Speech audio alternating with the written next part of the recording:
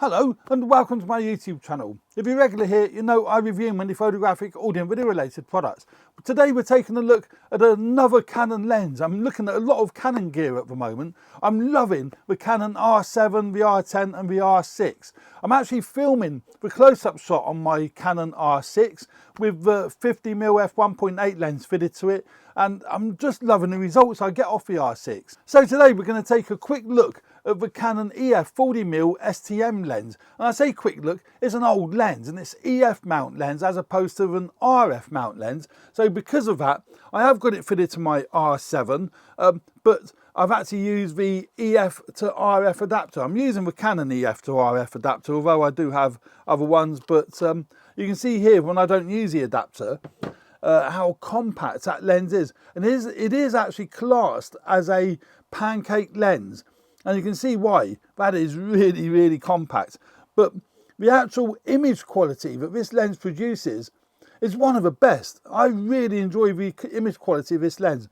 I'm looking forward to using this lens for video because it's going to be slightly wider than my 50mm lens. So I may well use it as a wide shot as opposed to using it as the close-up shot. Because I think the 50mm I've got on my Canon R6 is great and that's working fine. The other thing I could do is use this 40mm lens on the R7, which I've got it mounted now for video, and that would be about 60mm, maybe a bit more. So that might be just a little bit tighter than what we're seeing now. So, and I bought it predominantly for video production. So I'm looking forward to using it on my R7 as a main video camera. What I will do, once I've done this sequence talking about the 40mm, I will swap out these cameras so you can actually see what the 40mm lens is like on the R7 as a video lens, because it's really, really compact and I think it'll work great. Now, there is only one switch on the lens, which is the autofocus manual focus switch. Just on the side there, you've got an AF, MF switch. And that's about it. That's about all, you know, all you can say about the physical design of the lens. Internal focusing, so you don't get, you know, any tromboning. And, you know, I took some photographs in London. Also took, you know, some photographs in the garden and out and about around Swindon. And I was delighted with what I got from it. The sharpness from it is great. You look at some of these images here. Now, most of these images were taken on the R6 and the R7.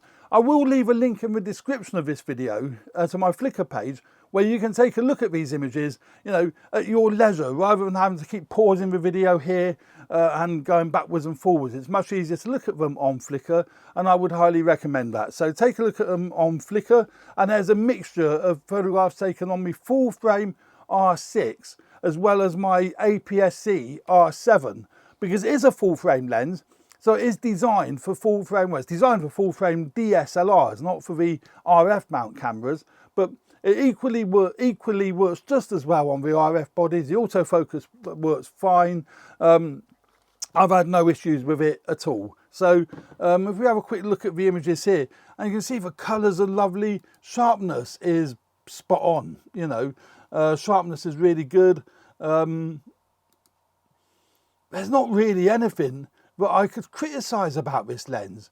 And what I like is its sheer compact size, you know. Look how sharp that is. It's just really sharp. The tonal range is good. Yeah, I just really like the image quality of this lens. Now, the widest aperture is f2.8. So you won't get real creamy bokeh, but because it is f2.8, you will get bokeh. And you can see here, the background is thrown out of focus quite nicely. So there is that lovely subject separation between the subject and the background. Now, you're not going to get that f1.8 background out of focus look, but you will certainly get a nice background out of focus look. So, you know, again, there you can see there, it's thrown the background out. It's a nice clean out of focus look. It's not, I don't think it's untidy or messy. I just think it looks really nice. But again, the actual image sharpening, you see actually the cobwebs there, look at that. But the image sharpness is great. And, you know, the resolution is handled fine, even though it is an older EF lens. Now, Again, another great thing with this, it's cheap. It's second hand. I paid, I think, 140 quid. So it's a really, really cheap lens to buy. It's not expensive. And it works great on the RF bodies.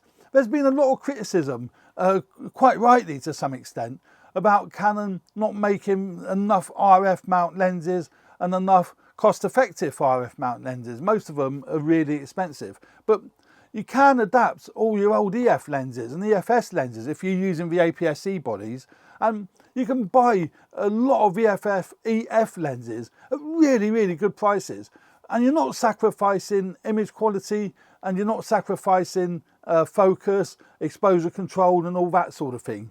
And you can see here, this is living proof. This is a really nice lens, and you can get really creative with this lens. You know, the fact that you've got a nice f2.8 aperture, I found the foreground and the background out of focus there. And, you know, it's picked up the apple there that I was actually focusing on. So, you know, it is a really, really great lens. And the system is great that you can adapt, you know, no end of different lenses to the RF mount. You know, if we look at some here, you know, again, colours are beautiful, sharpness is great, and it is a great street lens. If you're into street photography, I'm not really into street photography, but if that is what lights your candle, then it's a great lens for that. Even with the EF to RF adapter fitted, that still is really compact, you know, and it's still really discreet, but you're going to get really nice, you know, images as a street camera. So and I would probably also try it on me Canon R7, because that's a much smaller, much lighter camera. Now, this particular lens doesn't have in-body image stabilization. There's none of that in this lens. So, you know, it is useful to use it on a body which has got image stabilization. That's why I would use it on the R7. But, you know, if you're using it on the R10, just make sure you don't, you know, use really slow shutter speeds. So, yeah, great all-round lens. And as I say, I'm going to try out the video on it in a minute. I've not even tried it myself, but we'll put the R7 on the tripod and see what the video quality of that is like. But the image quality, beautiful on the RF bodies. Although it is designed as a DSLR, you know, lens. I mean, look at that. Sharp as anything. Absolutely beautiful. But not over sharpened that it looks digital. So, you know, it is good. Yeah, a really, really, really nice lens. So let's now swap out the R6 on the, actually I don't need to swap the camera out, do I? I just need to put this lens on the R6. So let's now put this lens on the R6 and see what that looks like. So isn't that bizarre? I was only saying that the R6 doesn't overheat. I've never had any overheating issues with the R6. And then lo and behold, as I went to put the 40mm lens on the R6, it overheated. So I've got my R6 cooling down over here.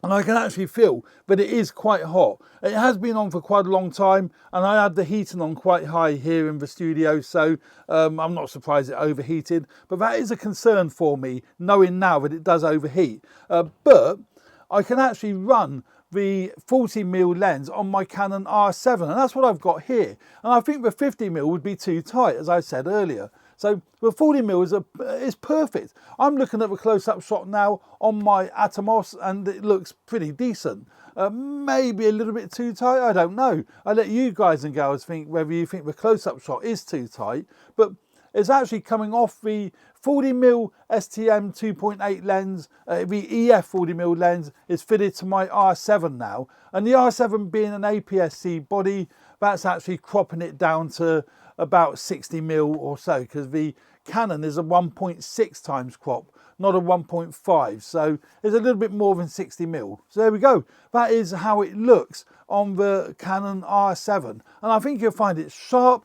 The eye autofocus is working wonderful. The Canon cameras are superb. I think the autofocus is equally as good as what I got from my Sonys, and to some extent, with how I'm using them, is a lot better. Certainly how I've got the R7 configured for my autofocus, certainly a lot easier than what I used on my Sony cameras. So there we go. That's the Canon EF 40mm f2.8 lens fitted to my R7. So there we go. Thanks very much for watching. I hope you found this video useful. Please subscribe to my channel if you haven't already done so. Hit the like button if you like the content of my videos. I would really appreciate that. Helps me grow the channel. So thanks very much. Stay tuned for more videos relating to video and photography. Cheers for now. Bye.